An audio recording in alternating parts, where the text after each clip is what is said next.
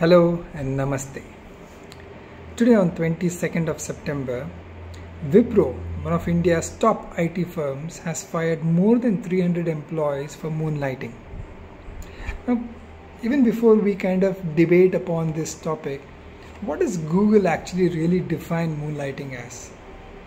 Moonlighting, according to Google, if you just go to Google and type in moonlighting, it says have a second job, typically secretly and at night, in addition to one's regular employment. Now, it doesn't talk about anything about competition, having a second job with a competition or having a second job in a rival company, but it just says that typically secretly having a second job in addition to one's regular employment. Now, I would want to look at this from both an employee as well as from a company side and try to see and express my views of it on this topic. Now, I have 4 topics to talk about on moonlighting. The first one is salary or income from an employee's perspective. The second one is on productivity of an employee. The third one I talk about is the personal time for and personal life with their family members, and the fourth one is their upskillment. Now, coming on the first topic, which is salary, most debated topic or the most pointed out at why do employees go for moonlighting is because they are underpaid and they want more money for their needs, and therefore they would want to do moonlighting. Now, again, I would revisit the definition of moonlighting, which is having a second employment secretly apart from the regular employment. Now, it doesn't talk about the competition. Now, here is where the ethical part of the employee should come in.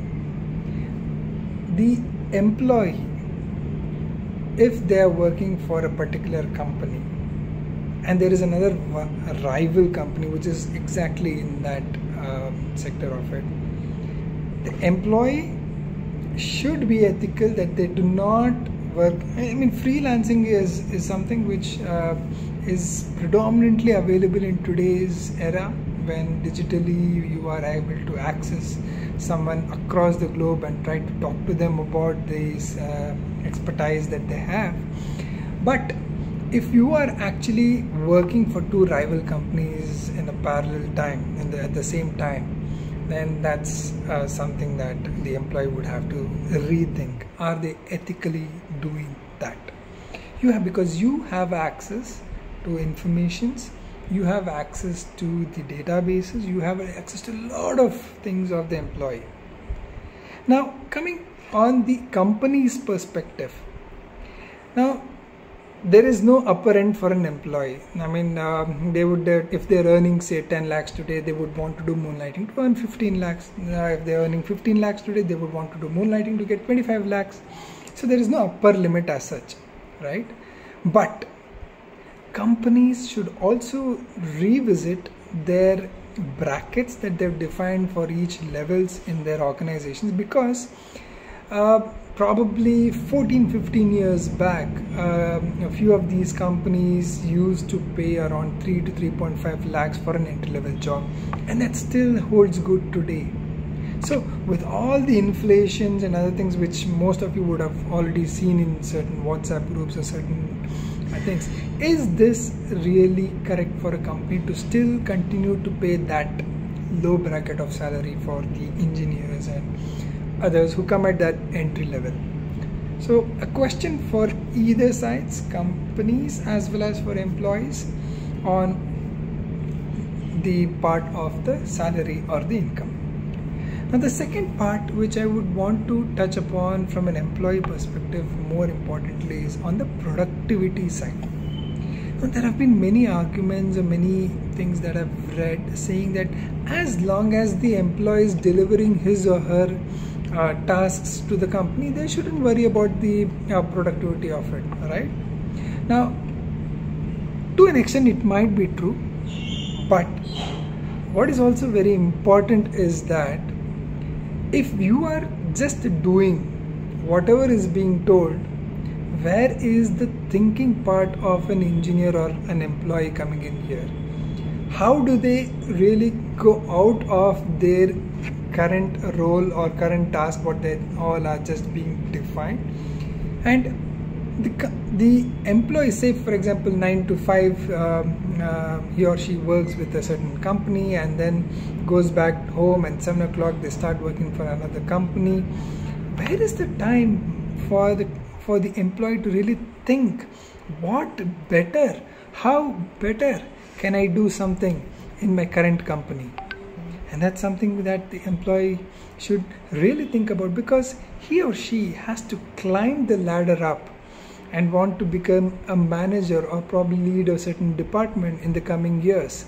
So the thinking and the analytical part of the brain should really be working as to how do I get better in my current job.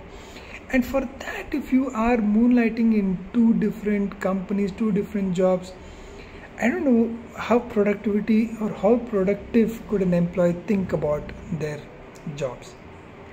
The third part which I would want to talk about is the personal life, or the time they have with their families, friends. If you are going to just be earning, where is the time for your personal time? Where do you have time to talk about with your friends, your families? Do we really get out of those zones of it? I mean, you could probably think about contributing take up a certain project for your own good, a society within which you live about. How can you improve the societal aspect of it? You can take up such projects. I think when you talk about such things with your companies that you would want to do such a project, some companies would also be interested to kind of fund it through their CSR initiatives. So probably taking out certain projects to improve the people around us is also a way of thinking and getting better at our thinking processes. But again, I would say that if you work 2 different places, where do you really get time to do these things? And the last part which I would talk about is the upskillment, which many of us already also have debated upon, saying that if one is actually moonlighting in another company, that's because he or she, her skills are not being valued, or her or his skills are not being utilized for the tasks in the company. Well, it might be true, yes, that they are not being used for those tasks, but it's also the employee's responsibilities and things to kind of bring it to the entire ladders of the levels and take up those jobs, or be open to understand what the company is doing, where is the company going, which part of it can I move, because the role or the department or the position that you're doing is just a temporary. It is not a permanent thing, right? Ultimately, you have to grow up the ladder of it, and if you want to continue in the same level of it, and if you are not thinking about growing further, how you can use your skills to the company, then that's the responsibility of the employer also. And it's also the employee to keep their options open, to keep their observations open, right? It's very important for the employee also to be open enough to where they can contribute. Now, these are some of my thoughts ultimately on the moonlighting topic of it, and I still feel, as an overall summary, as that employees about taking up those second employment jobs in rival companies, to what extent is this ethical? That part is something which I would really want the employees to think about. And the second thing is, if you are really passionate about having a second job or doing something in your free time apart from spending time with your families and upskillment, take up those small projects around you and and see the difference it brings in your own thinkings. Because the problems do exist around us, and after all, if we do all the if we have those thinking abilities, why not use them to solve the problems around us? Here are some of my thoughts. I would definitely love to hear and read your comments as well on this topic of it. Thank you for watching, and do let me know your views and thoughts about it. Thank you.